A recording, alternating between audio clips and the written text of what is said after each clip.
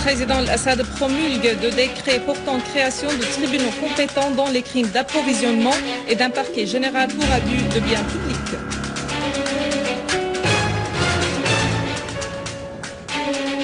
Condamnation des attentats terroristes visant hier l'université d'Alep et faisant des dizaines de martyrs et de blessés.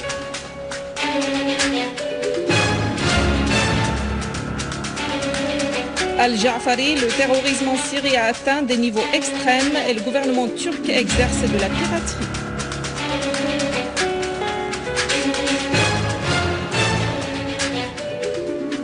Le président Ahmadinejad, la solution à la crise en Syrie passe uniquement par l'arrêt de la violence et l'amorce du dialogue.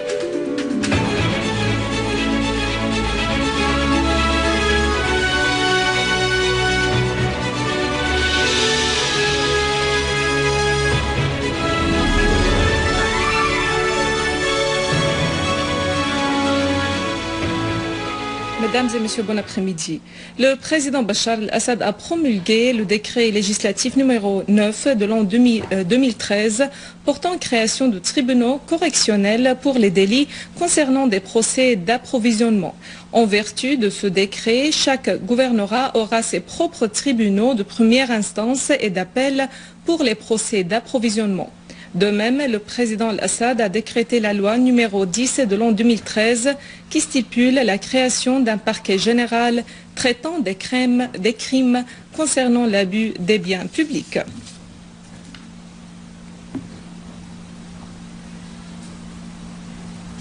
La Russie et l'Iran ont vivement condamné aujourd'hui l'attentat terroriste contre l'université d'Alep ayant fait plus de 82 martyrs. Le porte-parole du ministère iranien des Affaires étrangères, Amimam Parast, a condamné vivement l'attentat terroriste qui a visé l'université d'Alep, faisant nombre de martyrs et de blessés. Dans une déclaration faite aujourd'hui, il a indiqué que de telles attaques terroristes reflètent la faiblesse et la dépression des groupes terroristes face à la fermeté du peuple syrien. Il a réitéré la position de l'Iran soutenant une solution politique à la crise en Syrie, tout en appelant les organisations et les milieux intellectuels et académiques internationaux à condamner de tels actes terroristes et à ne pas permettre aux terroristes de viser la stabilité du peuple syrien.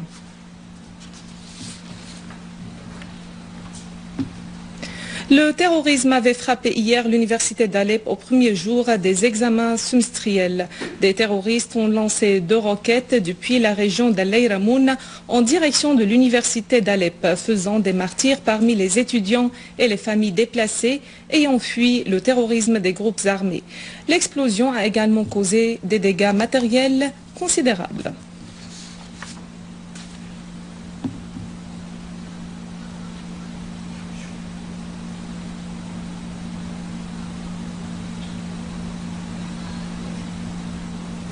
À Idlib, 22 personnes ont été tuées et des dizaines d'autres blessées dans un double attentat à la voiture piégée. La première voiture a explosé au rond-point d'Azira'a et la seconde au rond-point Al-Mutlaq.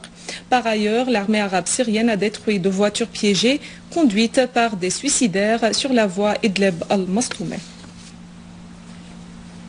Dans la campagne de Daraa, les services spécialisés ont intercepté 2 voitures chargées de 290 missiles thermales, 3 lances d'obus de mortier, 3 lance-roquettes RPG et des missiles anti-aériens dans la région de Tel Mtawiq, près du village d'Enkhel. Les services spécialisés ont trouvé aujourd'hui un entrepôt pour les engins explosifs dans l'une des fermes du village Khatamlo dans la campagne de Salamiye à Hama. Les services spécialisés ont saisi 18 engins explosifs prêts à être actionnés pesant entre 20 et 150 kg. Une source au gouvernorat de Hama a indiqué que des unités du génie militaire ont désamorcé les engins explosifs fabriqués par les terroristes sous forme de cylindres en fer et de barils bourrés de matières hautement explosives et dotés de détonateurs et de fils. Le représentant permanent de la Syrie auprès de l'ONU, Bachar al-Ja'fari, a affirmé que la violence des terroristes, soutenue ouvertement par certains États, a atteint en Syrie une phase très dangereuse sur tous les plans. S'adressant au Conseil de sécurité de l'ONU au cours de sa réunion tenue à New York la nuit dernière, Al-Ja'fari a présenté au Conseil de sécurité un texte intitulé « Pour une méthode exhaustive de lutte antiterroriste ». Au cours de son intervention, Al-Ja'fari a fait remarquer que les groupes terroristes ont chaque fois profité de la tenue d'une des réunions concernant la situation en Syrie pour y mener des attentats meurtriers. C'est ce qui s'est produit hier pour la 10e ou la 20e fois. La terreur a visé l'université d'Alep pour tuer des étudiants qui présentaient leurs examens.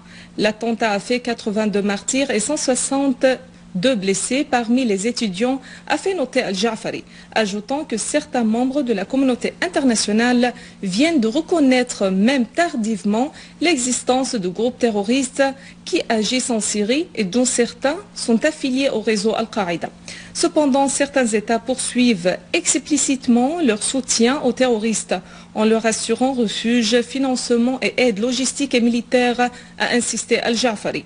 Ces groupes d'assassins profitent même d'une couverture médiatique, religieuse et politique fournie par leurs commanditaires qui veulent provoquer une destruction massive en Syrie, a poursuivi le représentant permanent de la Syrie auprès de l'ONU, affirmant que ce terrorisme aveugle qui frappe la Syrie vise la destruction de l'État et de la société et non pas l'instauration de la démocratie. Al-Ja'fari a conclu en précisant qu'il est honteux que certains pays tentent à ce point d'occulter les principes de la légitimité internationale. Il est honteux de se servir de sang syrien versé pour faire passer certains plans politiques par le biais des terroristes. Al-Ja'fari s'est enfin demandé comment prétend-on lutter contre le terrorisme au Mali et soutenir en même temps les terroristes en Syrie.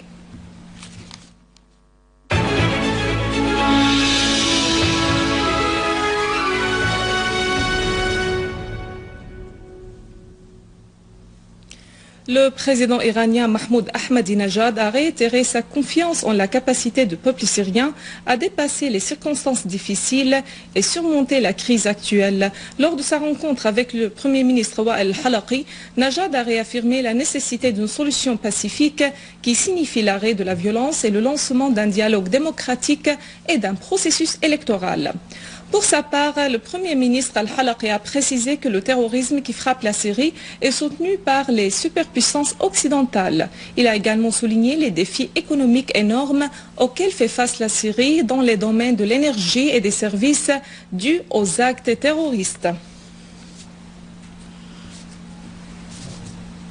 Dans le même contexte, Al-Halaqi et Mohammad Rida Rahimi, premier vice-président iranien, ont mené une séance d'entretien au cours de laquelle ils ont discuté du renforcement de la coopération entre les deux pays dans les domaines économiques, commercial, financier, sanitaire, bancaire, pétrolier, gazier, électrique et de services. Al-Halaqi et Rahimi ont examiné les défis qu'affrontent les deux pays en raison de leur attachement aux constants droits et intérêts nationaux, affirmant que les deux pays sont résolus à mettre en échec ces défis et réaliser la victoire. Al-Halaqi a parlé de la situation économique en Syrie et des défis qu'elle affronte du fait de l'embargo injuste, des sanctions économiques et des actes perpétrés par les groupes terroristes armés contre les secteurs pétroliers, gaziers, électriques, tout en remerciant l'Iran, direction, gouvernement et peuple pour ses grands efforts et son appui à la Syrie face aux défis. Pour sa part, Rahimi a mis l'accent sur les positions historiques de la Syrie, représentées par son appui à l'Iran durant les circonstances difficiles dont il faisait l'objet.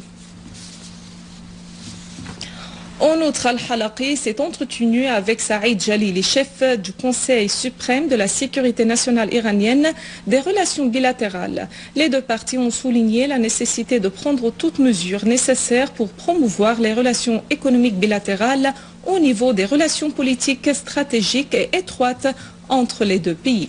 Al-Halaqi a affirmé que le peuple syrien apprécie l'Iran et ses positions, soutenant la fermeté de la Syrie face au complot qui la vise.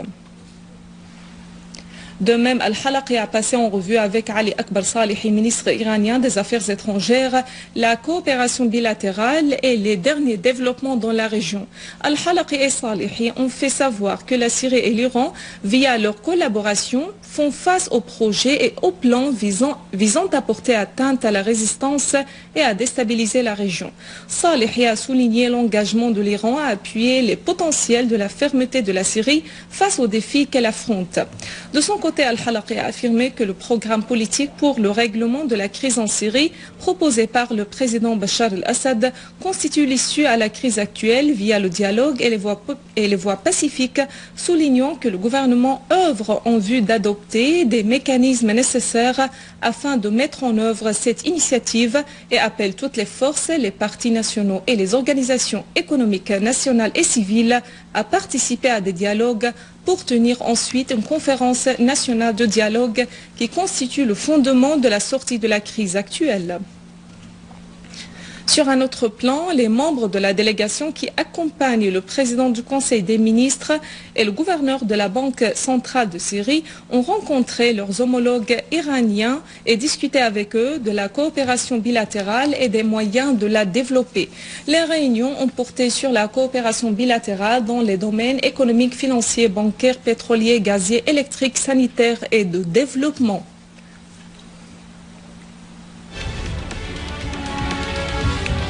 Avant de clore ce journal, un rappel des principaux titres.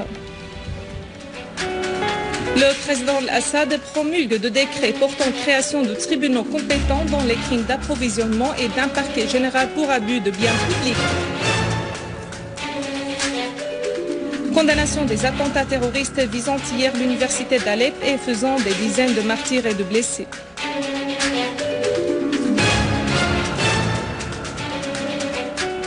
Al-Ja'fari, le terrorisme en Syrie a atteint des niveaux extrêmes et le gouvernement turc exerce de la piraterie.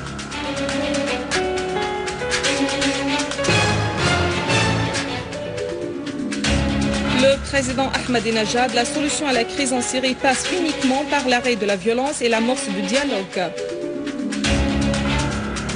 Mesdames et messieurs, c'est la fin de notre édition. Pour la revoir, visitez notre site web syrienonline.sy. Merci à vous, merci à toute l'équipe. Au revoir.